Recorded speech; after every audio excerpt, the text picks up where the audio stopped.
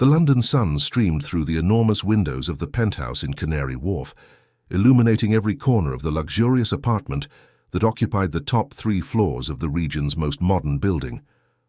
Raphael Sterling watched the city below as he adjusted the knot of his Italian tie, feeling the weight of the last 15 years of tireless work. Today would be the day that changed everything.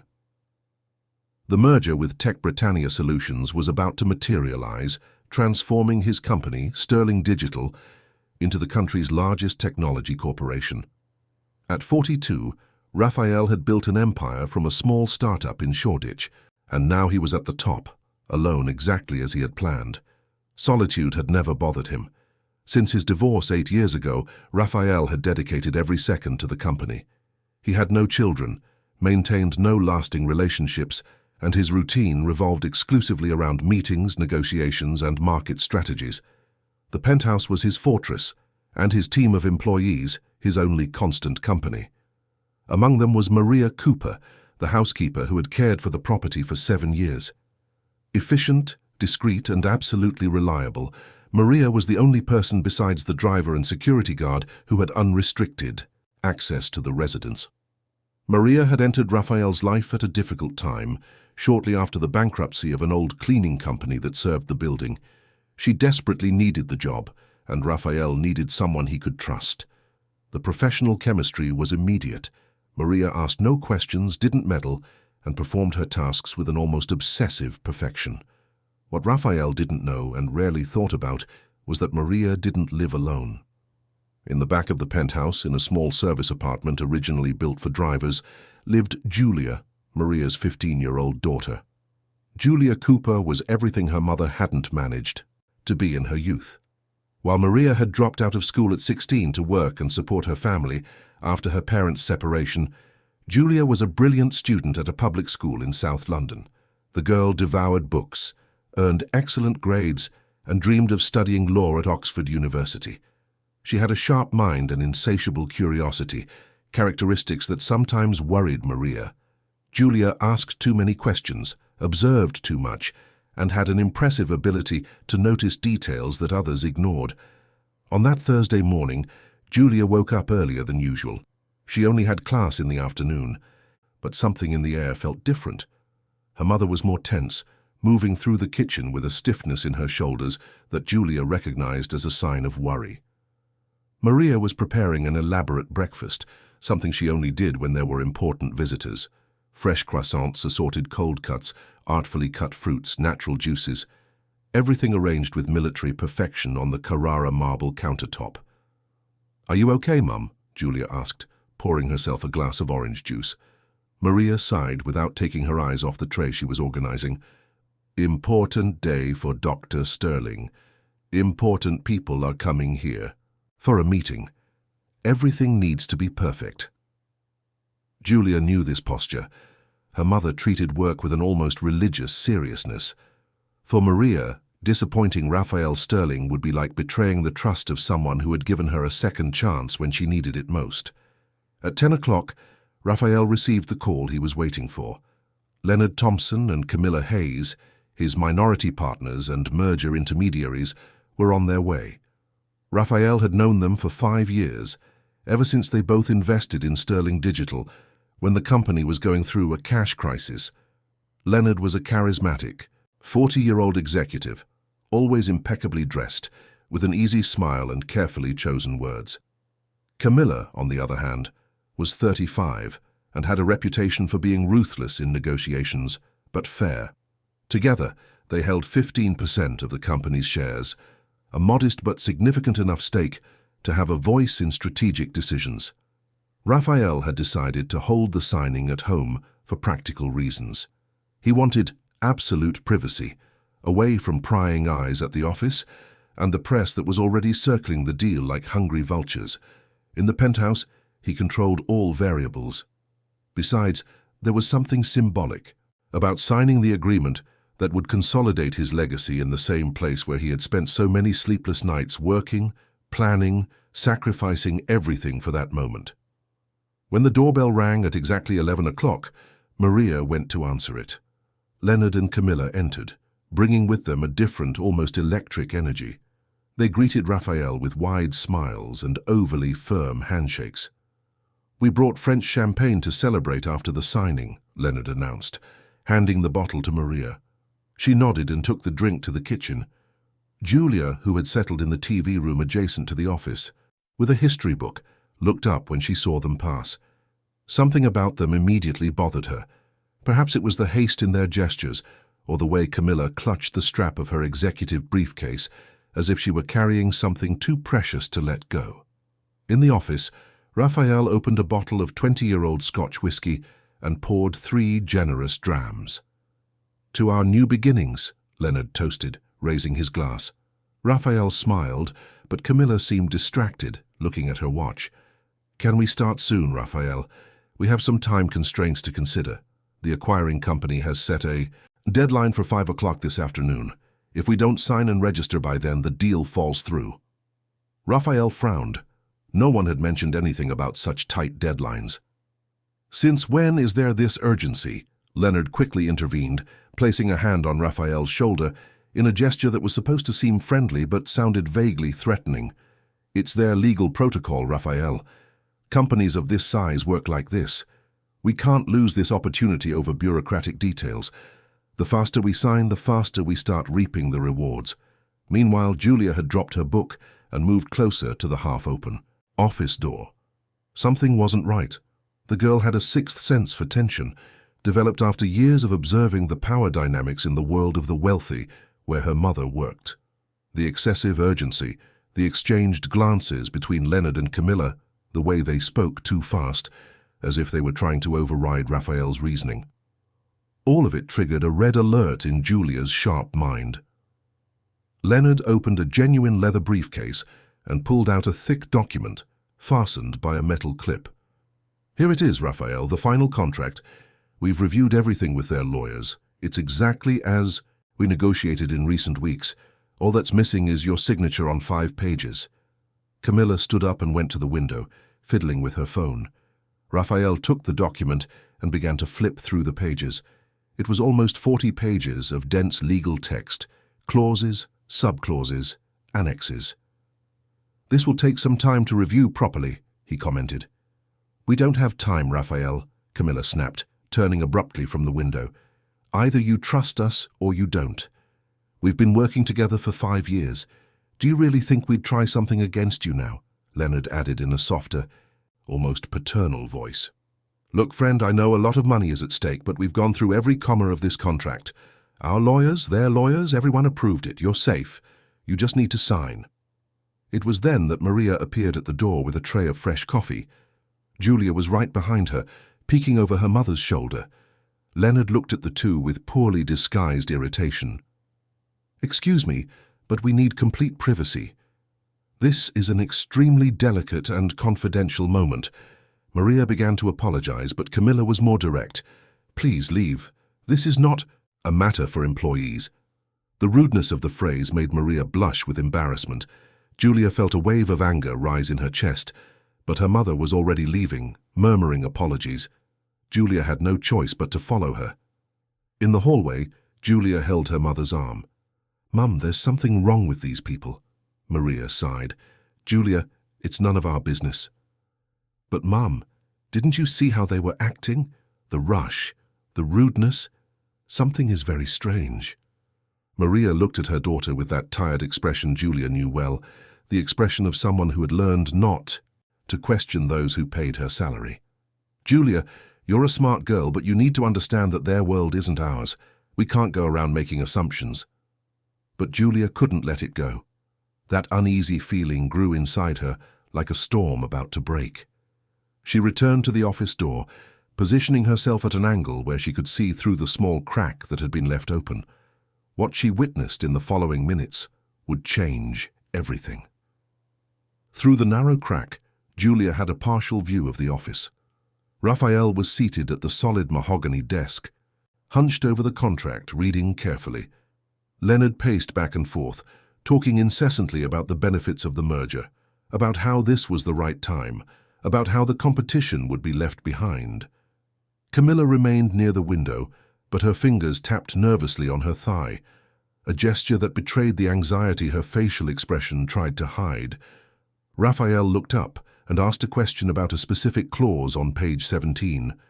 Leonard responded with a technical explanation, so fast and full of jargon that it seemed purposefully confusing. Camilla took advantage of this moment and approached the desk, pointing to something in the document. "Raphael, look here, this part has already been discussed and approved 3 times. We're losing precious time. With each passing minute, we risk losing the deal." It was then that it happened. Camilla dropped her pen on the floor right next to Raphael's chair. As he instinctively bent down to pick it up, Leonard moved with surprising speed. From a brown leather briefcase leaning against the wall, he pulled out a document identical to the one on the desk.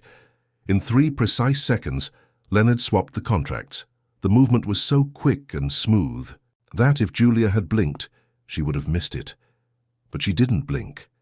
Her eyes were fixed on the scene, her heart beating so hard she could hear it in her own ears. Julia reached into her shorts pocket and pulled out her phone, a simple device her mother had given her for her 15th birthday. With hands trembling from adrenaline and fear, she raised the phone to eye level and began to film through the crack. The image was shaky, the angle wasn't perfect, but it was possible to see Leonard holding 2 documents, one in each hand, and making the switch while Raphael was still bent down, picking up the pen Camilla had purposely dropped. When Raphael stood up again, he was holding the recovered pen and looking at the document on the desk, without the slightest suspicion that it was no longer the same contract he had been reviewing. Leonard returned to his seat naturally, as if nothing had happened, and Camilla sat in the chair next to Raphael, smiling with artificial sweetness. "So, can we proceed? Only the signatures are missing." Julia moved away from the door, feeling weak in the legs. She needed to tell someone, she needed to stop it. She ran to the kitchen where Maria was washing the breakfast dishes. Mom, you need to listen to me. They swapped the contract. I saw it. I filmed it with my phone." Maria turned off the tap and turned around, wiping her hands on her apron. "What? Julia, what are you talking about?" "They swapped the contract, Mum. The man, Leonard, he took another document from a briefcase and swapped it while Dr. Sterling was distracted. The woman dropped the pen on purpose to create the distraction. I saw everything. I even have a video." Maria narrowed her eyes, trying to process what her daughter was saying. "Julia, this is very serious. Are you absolutely sure of what you saw? Could it be a misunderstanding?" Julia unlocked her phone and showed the video to her mother. The image was shaky and the angle wasn't ideal, but it was possible to see Leonard's movements with the 2 documents. Maria turned pale. "My God, Julia, if this is true, we're talking about a scam. But what if we're wrong? If we go in there and accuse these people without enough proof, I could lose my job. Worse, they could sue us for defamation." Julia held her mother's hands. "Mum, don't you see? If we don't do anything, Dr. Sterling will sign a fake contract. He could lose everything, and we'll stay here knowing we could have prevented it. We can't let this happen." Maria took a deep breath, feeling the weight of the decision. For 7 years, she had learned to be invisible, to do her job without interfering, never to question. But her daughter was right. There was no way to ignore it. "All right, let's go, but may God protect us if we're wrong." The 2 women walked down the hallway towards the office. Julia felt her heart pounding, and Maria prayed softly, asking for courage. When they reached the door, Maria knocked lightly, but didn't wait for an answer. She opened the door decisively, entering with Julia right behind her. Raphael had the pen in his hand, about to sign the first page of the contract. Leonard and Camilla turned simultaneously, with expressions of contained fury. "I asked for privacy," Leonard said, his voice low and dangerous. Maria took a deep breath before speaking. "Dr. Sterling, I'm sorry to interrupt, but there's something you need to know before you sign this document." Camilla stood up abruptly. "This is unacceptable. Maria, you are overstepping all boundaries." Raphael raised his hand, asking for silence. "Let her speak, Camilla. What is it, Maria?" The housekeeper looked at Julia, who took a step forward, gathering all the courage she had. "Dr. Sterling, I saw them swap the contract. Mr. Thompson took another document from a briefcase and replaced the one on the desk while you were bent down picking up the pen that Ms. Hayes purposely dropped. The silence that followed was deafening. Leonard was the first to react, letting out a forced laugh. "This is ridiculous. Raphael, are you really going to believe a child's fantasies?" Camilla was more aggressive. "This girl is clearly making up stories for attention. She probably spends all day bored here, creating imaginary dramas. Maria, you should educate your daughter better before she causes serious trouble." Julia felt her cheeks burn with humiliation, but she didn't back down. "I filmed it. I have proof." She extended the phone to Raphael, but Leonard was quicker, trying to snatch the device from the girl's hand. "Let me see this supposed proof." Julia instinctively pulled her arm away, protecting the phone against her chest. "No, I'll only show it to Dr. Sterling." Raphael stood up from his chair, with a serious expression Julia had never seen before. "Everyone calm down now. Julia, show me what you recorded." The girl approached the desk and handed the phone to Raphael. He watched the video 3 times, bringing the device closer to his eyes to see better. The recording was shaky, and the angle didn't show everything clearly, but it was possible to see Leonard holding 2 documents. Leonard laughed again, but now there was a note of nervousness in his voice. "Raphael, this proves nothing. I simply took backup copies from the briefcase. We always carry extra copies in important negotiations. It's protocol." Camilla quickly agreed. "Exactly. The girl saw what she wanted to see. She doesn't understand how corporate negotiations work. We are being unfairly accused by a bored teenager and an overprotective employee." Raphael looked at Julia. She held her hands clasped in front of her body, trying to appear confident despite the fear she felt. Her eyes, however, were firm and honest. There was a conviction there that contrasted with the visible nervousness on Leonard and Camilla's faces. Raphael was an experienced businessman. He had spent decades reading people, identifying lies, detecting signs of dishonesty, and at that moment his instinct screamed that something was very wrong. "Very well," said Raphael, placing the phone on the desk. "I will review the contract again, word for word, clause by clause. If there's nothing wrong, I'll sign. If there is, we'll have a very different conversation."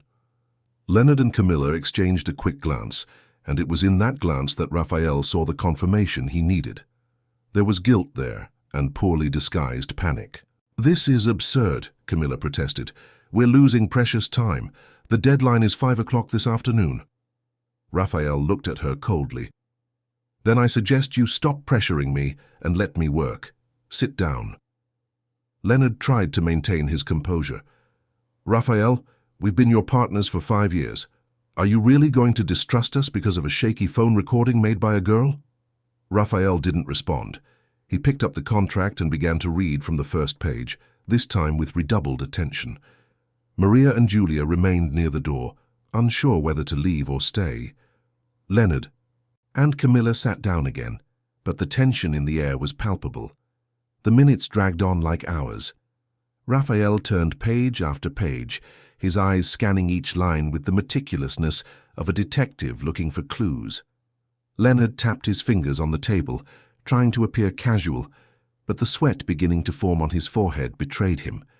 Camilla fiddled with her phone, feigning disinterest, but her hands trembled slightly.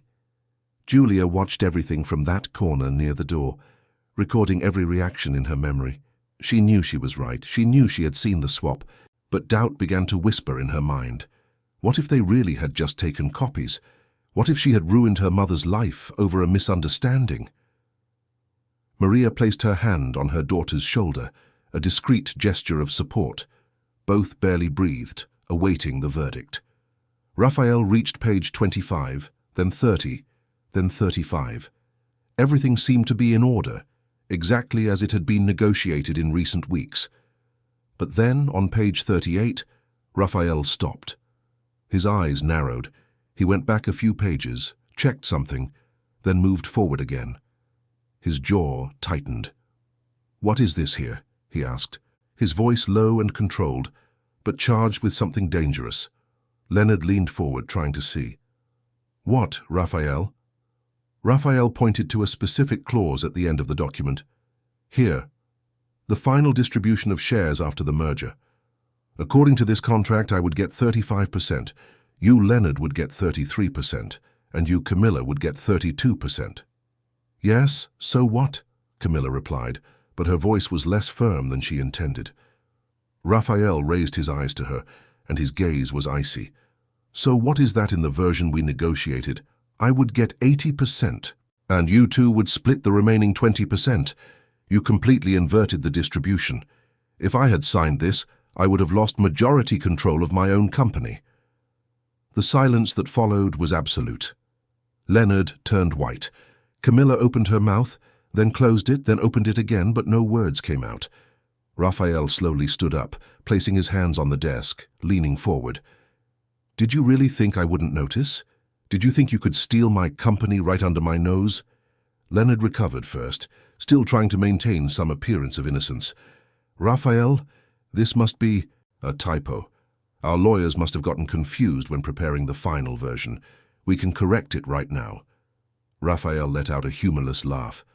Typo? This is not a typo, Leonard. This is a deliberate attempt at fraud, and the girl saw you swap the document. Everything fits perfectly. Camilla stood up, her face red with anger. You're going to believe an employee and a child against us? Against your partners? Raphael walked towards her, stopping a few inches away. I believe what's written here, and I believe what my eyes tell me. You two are sweating, nervous, desperately, trying to maintain a facade. You betrayed me. Leonard also stood up, abandoning any pretense of cordiality. All right, Raphael, you want to know the truth. You're a tyrant. Working with you is impossible. You never listen to anyone, never share power, never acknowledge others' work. We deserved more. We deserved real control over this company we helped build. Camilla added, her voice full of venom. And we were going to get it. If it weren't for this meddling girl and her mother, you would have signed and we would finally have what's rightfully ours. Raphael pointed to the door. Get out. Now, before I call the police. Leonard picked up his briefcase, but before leaving, he turned to Raphael with a cruel smile. You can kick us out, but this doesn't end here. We'll destroy your reputation in the market. When we're done, no one will want to do business with you. Your company will sink. Camilla passed Maria and Julia, casting a look of pure hatred. You two will regret sticking your noses where they don't belong. The door slammed shut, and silence returned to the office. Raphael sank into his chair, running his hands over his face. Julia and Maria remained where they were, unsure what to do or say. Finally, Raphael looked up and at the two women. Julia, come here. The girl approached timidly. Raphael picked her phone from the desk and returned it. You saved me from losing everything. If I had signed that contract, I would have handed my company over to two fraudsters. How can I thank you? Julia swallowed hard. I just did what was right, Dr. Sterling. I couldn't let them do that to you. Raphael looked at Maria. And you, Maria? You risked your job to warn me. I don't know how I'll repay that. Maria lowered her eyes. You gave us an opportunity when no one else would. It was the least we could do. Raphael remained silent for a long moment, processing everything that had happened. Then, with renewed determination, he picked up the phone and called his personal lawyer, Dr. Henry Albright, a 60-year-old man who had worked with Raphael since the company's early days. Henry, I need you here now. Something very serious has happened. Not over the phone. Come immediately. 40 minutes later, Dr. Albright arrived at the penthouse. He was a tall man with grey hair, discreet framed glasses, and a presence that inspired confidence. Raphael told him everything, showed Julia's video, showed the fake contract. Henry analyzed everything carefully, asking precise questions, noting details. When he finished, he took off his glasses and massaged the bridge of his nose. The situation is serious, Raphael, but we have a problem. Without the original contract they brought, it will be difficult to prove intent to defraud. The girl's video shows suspicious movement, but a skilled lawyer could argue it was exactly what they said, just taking backup copies. And as for the alteration in the numbers, they can claim a typo, as Leonard suggested. It will be your word against theirs. Raphael slammed his fist on the table, frustrated. So they're going to get away with it, after trying to rob me? Henry shook his head. I didn't say that. I said we need more solid evidence. We need them to incriminate themselves clearly and unequivocally. Raphael crossed his arms. And how will we do that? It was Julia who spoke, surprising everyone in the room. By using their greed against them. The three adults looked at her. Henry raised an eyebrow. Explain better, young lady. Julia took a step forward, her voice gaining confidence. They're confident. They think they almost succeeded. If Dr. Sterling pretends he's changed his mind, that he's willing to renegotiate on even better terms for them, maybe they'll completely let their guard down. And if the house is equipped with hidden cameras and microphones, we can get a recorded confession. Henry looked at Raphael, then back at Julia. She's right. It's risky, but it might work. If we can get them to admit the attempted fraud on recording, we'll have irrefutable proof. Raphael hesitated. What if they get suspicious? What if they realize it's a trap? Maria spoke for the first time since the lawyer arrived. They won't get suspicious. People like that, who think they're smarter than everyone else, are blinded by their own arrogance. Raphael looked at each person in the room. His housekeeper, a simple but wise woman, her daughter, a teenager with an intelligence and courage he had never seen in someone so young, his trusted lawyer, always pragmatic and loyal. And then he looked at himself, at the empire he had built, at everything he had almost lost. All right, let's do this, Henry. Hire a private investigator. Someone discreet who can install surveillance equipment here without leaving a trace. Henry nodded. I know the right person. Damien Fisher, former police officer, now works in private investigations. He's discreet and efficient. I'll contact him right away. While Henry made the call, Raphael looked at Julia. You're a very smart girl. Julia gave a half smile. My mum always says I read too much. I guess books taught me to pay attention to details. The next morning, Damien Fisher arrived at the penthouse, carrying 2 black bags and a professional expression that conveyed competence. He was a 50-year-old man, short and compact, with attentive eyes that seemed to capture every detail of the environment. Henry introduced him to Raphael, and the two talked for a few minutes about the plan. Damien listened in silence, asking specific questions, noting information in a small black-covered notebook. I'll need 3 hours to install everything properly, Damien explained, opening the bags to show the equipment. Directional microphones, hidden cameras in decorative objects, transmitters. Everything will be recorded in high definition. You'll have audio and video of anything that happens in this room. Raphael nodded. Do what you need to do. While Damien worked, transforming the office into a sophisticated surveillance room, Raphael rehearsed what he would say to Leonard and Camilla. He needed to sound convincing, desperate, perhaps even a little defeated. He needed to make them believe they were winning. Maria was preparing coffee in the kitchen, and Julia was studying in the living room, but both were as tense as Raphael. The atmosphere in the penthouse was charged with anticipation and nervousness. When Damien finished, he gave Raphael a demonstration. He installed a small monitor in a back room where Henry and he himself would stay during the meeting. Everything said or done in the office would be captured. Raphael looked at the hidden cameras, practically invisible, disguised in a picture frame, on a desk clock, in an artificial plant. Damien's work was impeccable. Is it ready? Henry asked. Raphael took a deep breath. I am. Let's make the call. He picked up his phone and dialed Leonard's number. The call was answered on the 3rd ring. Leonard, it's me. We need to talk. There was a silence on the other end. Then Leonard's voice, cautious.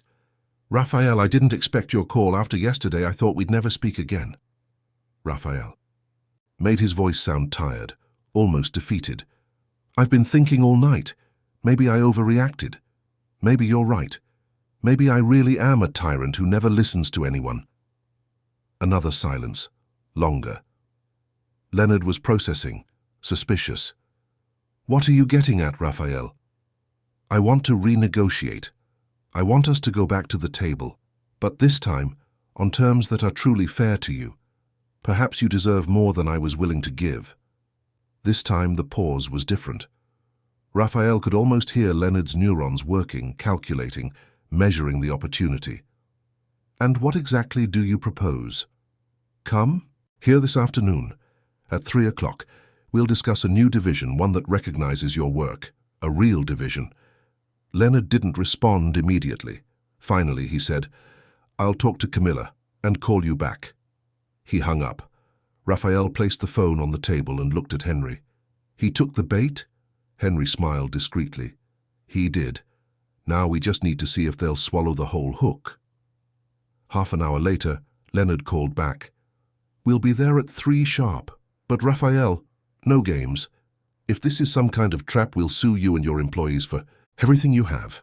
Raphael maintained the submissive tone. No games, Leonard, I just want to fix things. When the call ended, Raphael allowed himself a cold smile. They'll come. Damien checked all the equipment once more, making sure everything was working perfectly.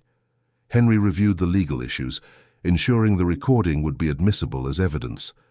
Maria and Julia were instructed to remain out of the office during the entire meeting, but they could watch everything on the monitor installed in the back room. At 2:50, the penthouse was in absolute silence. Raphael sat in the office, mentally reviewing his role. He needed to be convincing. He needed to make Leonard and Camilla believe they had won, that he was broken and willing to do anything. At 3 o'clock sharp, the doorbell rang. Maria answered and guided the visitors to the office.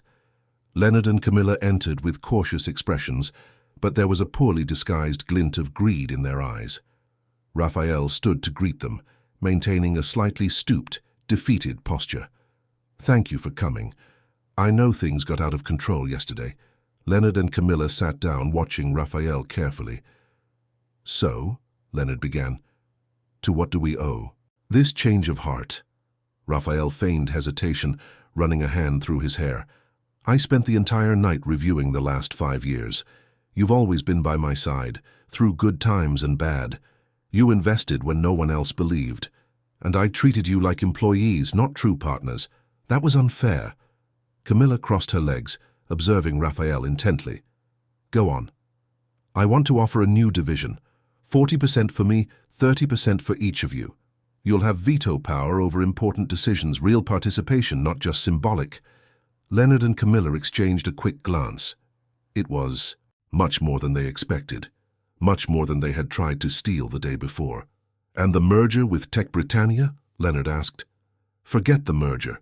We'll grow alone, but together, as true partners. Raphael lowered his eyes, making himself vulnerable. I can't lose you. You're the only people I can still trust. Leonard leaned back in his chair, a slow smile forming on his face. Raphael, I didn't expect this level of maturity from you. Camilla, however, still seemed suspicious. Why the sudden change? Yesterday you were ready to report us to the police. Today you're offering practically half the company. Raphael looked at her directly. Because I realized I was alone, completely alone. I built an empire, but I have no one, no family, no true friends. Just employees who work because I pay them. You are the closest thing I have to a family. It was the note of loneliness, of emotional weakness that finally convinced Camilla. Her face softened. Raphael sighed deeply. I just have one question. Yesterday, that contract, was it really just a typo? Leonard and Camilla tensed again. Why the question? Leonard inquired, his voice cautious. Because if you really tried to deceive me, I need to know. I need to know if you are capable of being honest with me now, at this new beginning. Leonard looked at Camilla, who gave a slight nod. Then Leonard smiled, and it was a smile of pure arrogance. You want to know the truth, Raphael? Yes, we swapped the contract. Yes, we altered the numbers. We planned everything down to the smallest detail. Raphael feigned shock, though he felt a wave of triumph inside. Why? Leonard stood up, walking to the window. Because you gave us no choice. You're a dictator, Raphael. You made all the decisions yourself. We were nothing more than silent investors. We wanted real power, and you would never give that willingly. So we decided to take it, Camilla added, also standing up. And the merger, was that also part of the scam? Camilla let out a short laugh. Merger? There is no merger, Raphael. Tech Britannia Solutions is a shell company we created. The plan was for you to sign the contract, transferring control to us, and then we would discover that the acquiring company was a fraud. You would lose everything and we would take over Sterling Digital completely. Raphael slowly stood up, feigning disbelief. You plan to steal everything from me, everything I built in 15 years. Leonard turned from the window, his eyes gleaming. Yes, and we would have succeeded if it weren't for that meddling girl. But now, with your generous offer, we no longer need schemes. You are giving us what we wanted voluntarily. The silence that followed Leonard's confession was brief but fraught with meaning. Raphael maintained the shocked expression on his face, but inwardly felt deep satisfaction. They had confessed everything. Every word would be recorded, every admission of guilt registered in high-definition audio and video. It was more than enough to prosecute them criminally and ensure they could never again hold executive positions in any company in the country.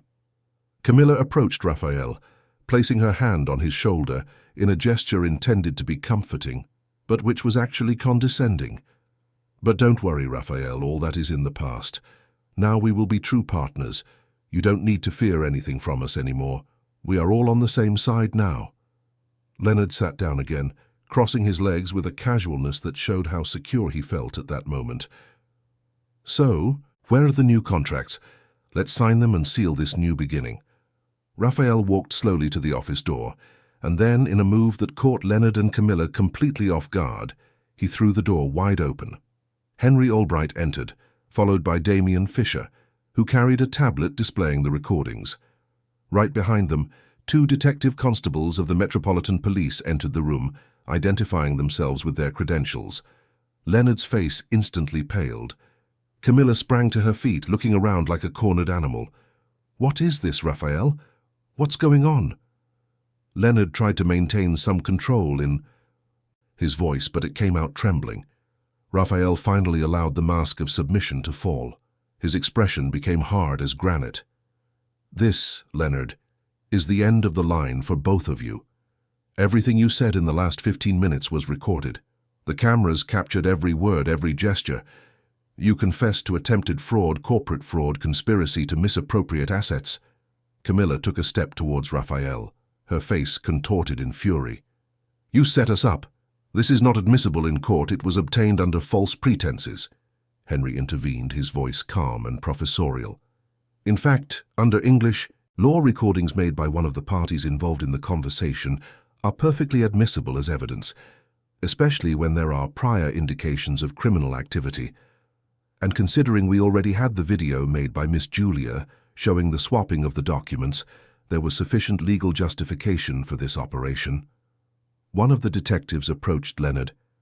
Mr. Leonard Thompson and Ms. Camilla Hayes, you are being arrested to provide clarification on attempted fraud and criminal conspiracy. You have the right to remain silent and to have a lawyer present during questioning. Leonard tried to argue. This is absurd. We didn't do anything that can be proven. It was just a conversation. We didn't actually conclude any criminal act. Damien, who had remained silent until then, turned the tablet so Leonard and Camilla could see. On the screen, the recording clearly showed the moment Leonard admitted to having swapped the contracts, and when Camilla revealed that the merger company was a sham. Your lawyer will have a lot of work ahead of him, Damien commented in a neutral tone. You not only confessed to yesterday's attempt, but you revealed a more elaborate fraud scheme involving the creation of a shell company to commit misappropriation of assets. Camilla looked at Raphael with pure hatred in her eyes. You'll pay for this, Raphael. We'll sue you from every possible angle. We'll destroy your reputation. When we're done, no one will want to do business with you. Raphael took a step towards her, keeping his voice low but firm. You tried to steal everything I built. You tried to destroy 15 years of work, and you think you have any right to threaten me. The detectives escorted Leonard and Camilla out of the office. As they passed through the hallway, Maria and Julia stood near the kitchen door, watching in silence. Leonard stopped when he saw Julia, pointing an accusing finger in her direction. This is all your fault, you meddling girl. If you had stayed in your place, none of this would have happened. Julia stared at him fearlessly. If I had stayed in my place, you would have destroyed a good person's life. I'd rather be meddling than be complicit in injustice. The response silenced Leonard. The detectives guided him to the door, and in a few minutes the penthouse returned to silence. Raphael sank onto the living room sofa, feeling the weight of everything that had happened. Henry sat beside him. "You did the right thing, Raphael. They would have destroyed your company and your life. Now, they will face criminal charges for their actions." Damien packed away his equipment and said goodbye, leaving copies of all the recordings with Henry and the detectives. Maria prepared fresh coffee and brought it to Raphael, who accepted gratefully. Julia remained standing, unsure exactly what to do. Raphael looked at her for a long moment, then motioned for her to come closer. "Sit here, Julia." The girl sat in the armchair next to the sofa. Raphael took a sip of coffee before speaking. "If it weren't for you, I would have lost everything. Not just my company, but my entire fortune. They planned this in detail. They created a fake company, forged documents. It's the kind of scam that takes years to uncover, if it ever would be uncovered. But you paid attention. You saw something that wasn't right and had the courage to act." Julia lowered her eyes. "I just did what I thought was right. Anyone would do the same." Raphael shook his head. "No, Julia, most people would have ignored it. They would have thought it wasn't their business, that they shouldn't get involved. But you didn't. You risked your mother's safety. You risked suffering repercussions, and yet you acted. That's real courage." Maria, who was standing near the door, felt her eyes well up. Raphael continued, "I want to do something for both of you, something that demonstrates my gratitude concretely. Maria, from today, you are no longer a housekeeper. You are the administrative manager of this penthouse and all my properties. Your salary will be tripled, with full benefits, premium health insurance, and an annual bonus equivalent." "Had a 3-month salary." Maria covered her mouth with her hands, shocked. "Dr. Sterling, I don't know what to say. This is too generous." Raphael raised his hand, indicating he wasn't finished. "And Julia, you will study at the best private school in London. Full scholarship, all materials paid, transportation included. In addition, I am creating a trust fund in your name. When you turn 18, you will have access to sufficient resources to pay for any university you choose in the UK or abroad." Julia remained silent, processing what she had just heard. It was a lot. It was too much. It would change their lives completely. "Dr. Sterling, I don't need all this. You already do so much for us." Raphael smiled for the first time since everything began. "I know you don't need it, but I want to do it. You saved me, and now I want to ensure you have all the opportunities you deserve." The following weeks were a whirlwind of changes. Maria took on her new responsibilities with the same dedication she had always shown, but now with the authority to hire a full team of staff and manage all the infrastructure of Raphael's properties. Julia started at the London International Academy, one of the city's most prestigious institutions. The transition was more difficult than she expected. On the first day of school, Julia felt the weight of the stairs. Her backpack was new, but it wasn't a brand name. Her uniform was impeccable, but she didn't have the same air of ease as the other students who had spent their entire lives in that world of privilege. During break time, a group of girls approached. The leader, a blonde girl named Brittany, looked Julia up and down. "You're the new scholarship girl, aren't you? The girl Raphael Sterling is funding." Julia lifted her chin, refusing to be intimidated. "I am, so what?" Brittany laughed, and the other girls joined her. "Nothing. I just thought it was interesting. You must be very clever to trick a rich man like that, or very clever, or something else." The insinuation was clear and cruel. Julia felt her face burn, but kept her voice firm. "I didn't trick anyone. I did what was right, and I was recognized for it." In the following days, rumors spread. Julia was the protégé, the favored one, the one who didn't deserve to be there. Some teachers treated her with suspicion, as if she were an intruder who didn't fit in. Other students avoided her, not wanting to associate with someone of humble origin. But Julia didn't give up. She focused on her studies, earned the best grades in her class in all subjects, and slowly began to gain respect, not for her background, but for her merit. 2 months after starting at the new school, an event occurred that would completely change her classmates' perception of Julia. The philosophy and ethics teacher, Dr. Helen Travers, a 60-year-old woman with decades of experience in education, proposed a special project. Each student was to share a personal story involving an ethical dilemma and how they dealt with it. The class received the proposal with little enthusiasm. Most came from wealthy families, where the biggest difficulties were deciding which car to get as a birthday present. When it was Julia's turn, she stood at the front of the room. She took a deep breath and began to tell her story. She spoke about being the daughter of a housekeeper, about living in the back of a luxurious penthouse, about witnessing an attempted fraud.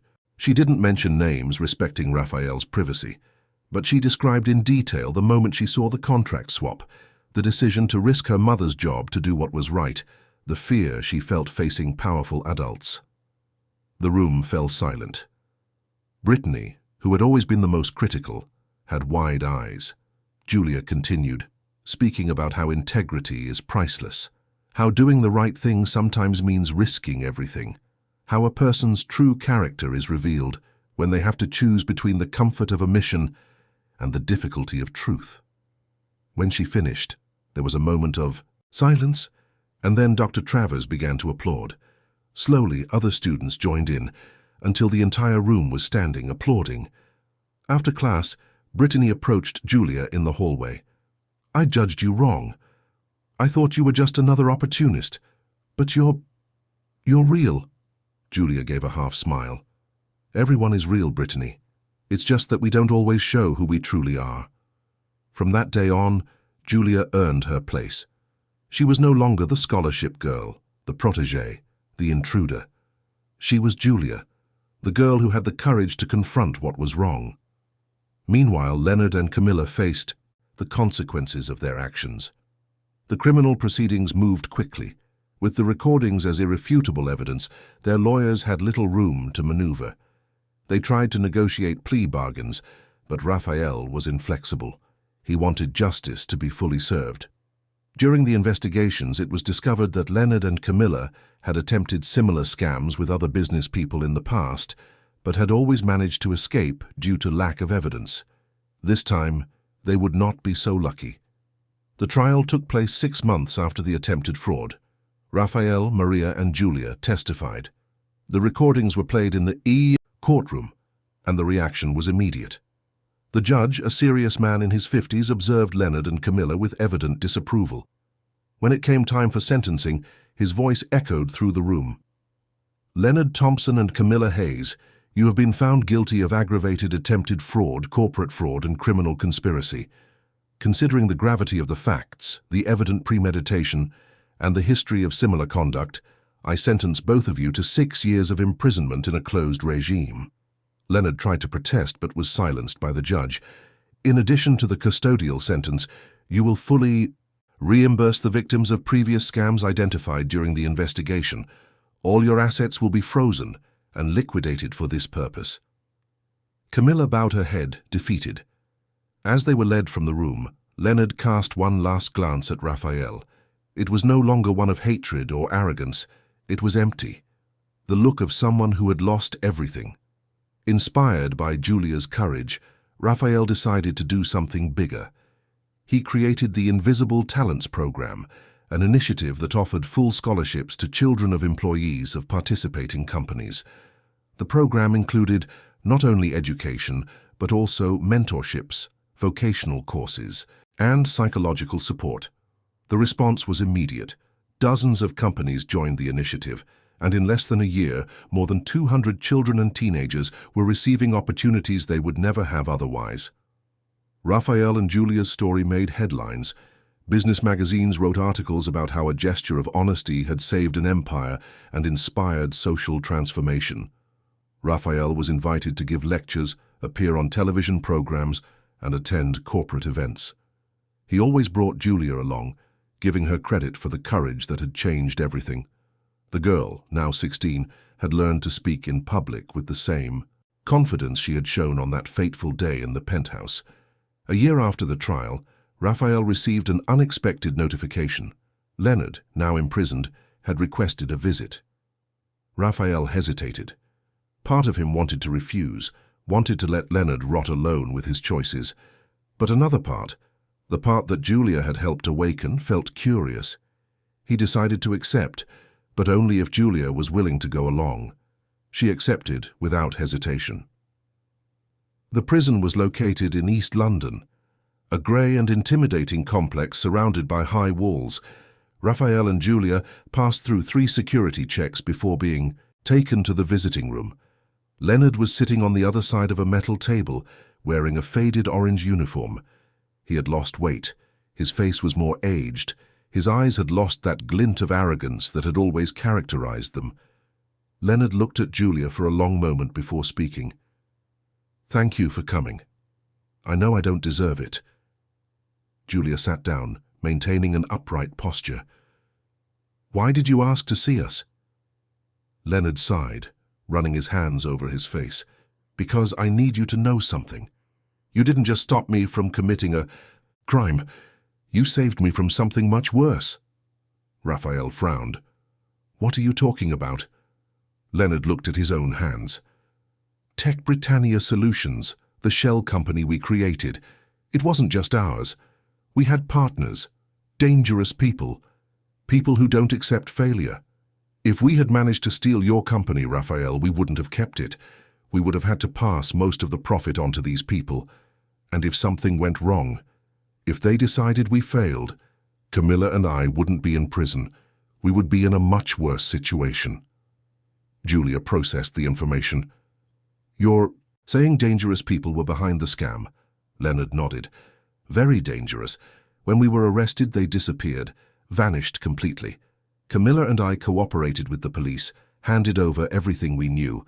That gave us a reduced sentence, but more importantly, it kept us alive. If the scam had worked, we would have eventually disappointed those people. And then—" He didn't complete the sentence, but he didn't need to. Raphael leaned back in his chair, surprised. "So you're thanking us for stopping you?" Leonard gave a bitter smile. "I am. I know it sounds strange. I lost everything.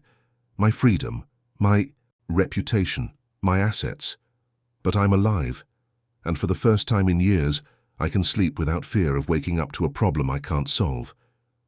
Julia looked into Leonard's eyes. "You'll get out of here in a few years. What will you do?" Leonard was silent for a moment. "Start over. For real this time. No shortcuts, no scams. I know it sounds unlikely, but prison gave me time to think, to realize that greed consumed me. Camilla feels the same.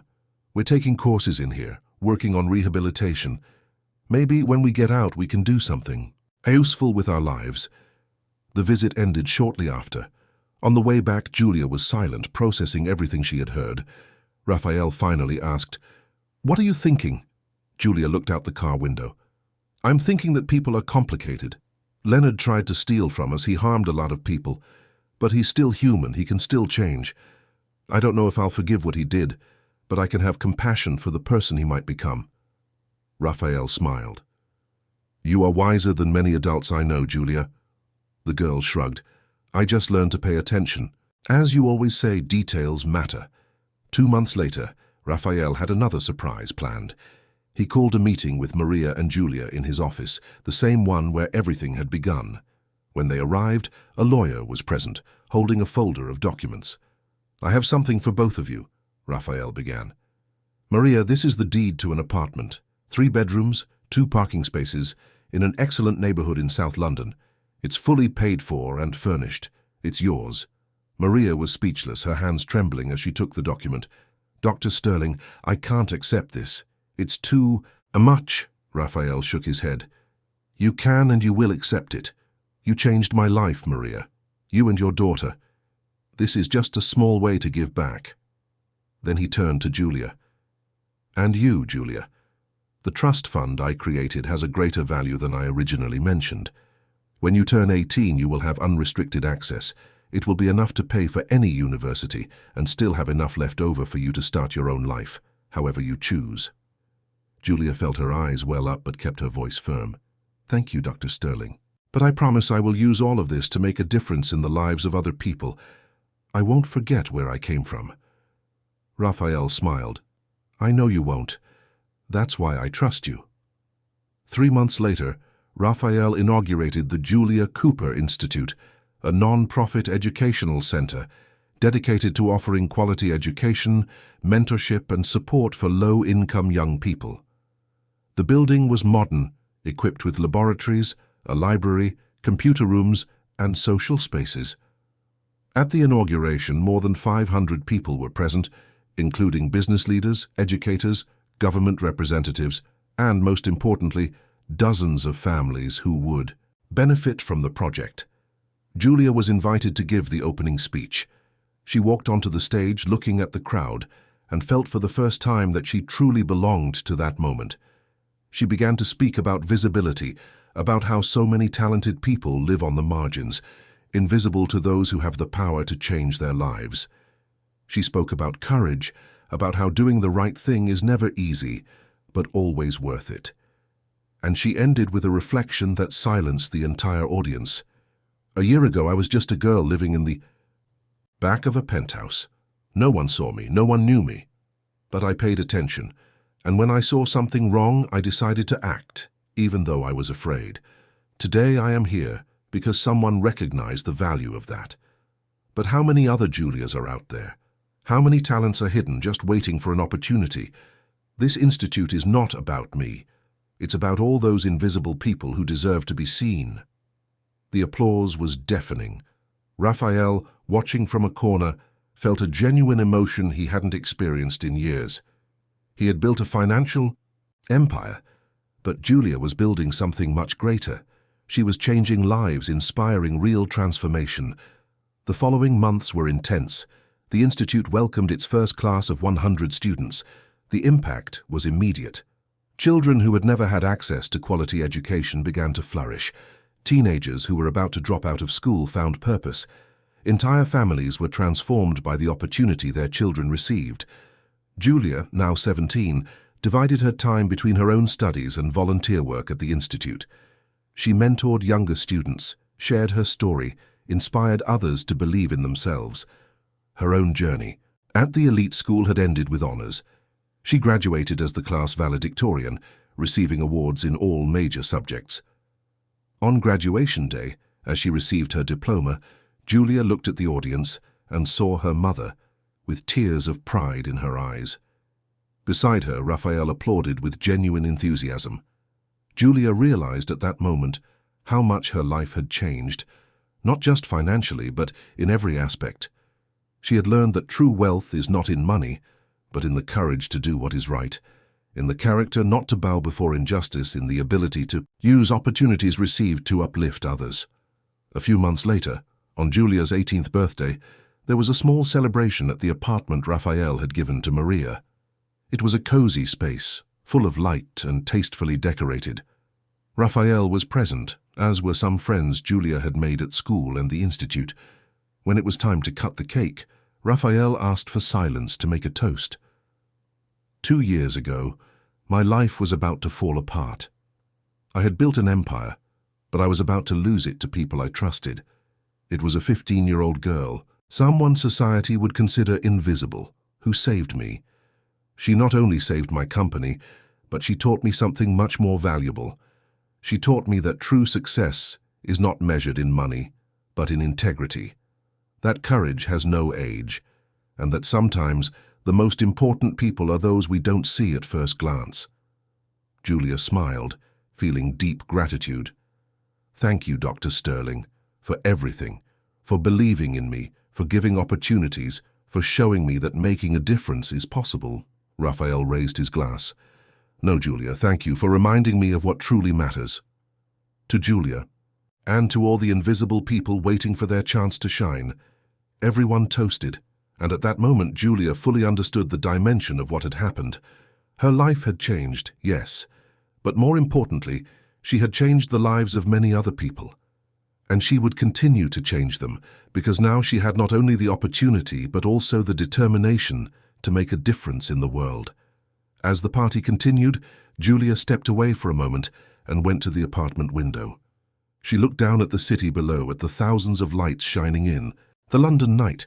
Each light represented a life, a story, a potential. How many Julias were down there just waiting for a chance? How many invisible talents were waiting to be discovered? She made a silent promise to herself.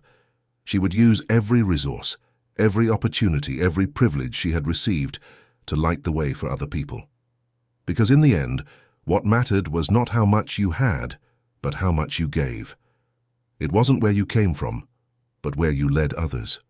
It wasn't about being seen, but about helping others to be seen. And with that firm conviction in her heart, Julia returned to the party, ready to celebrate not only her birthday, but the beginning of a much larger journey. A journey of transformation, of justice, of hope. A journey that proved that honesty and courage are the most powerful forces to change destiny, regardless of social origin. End of story.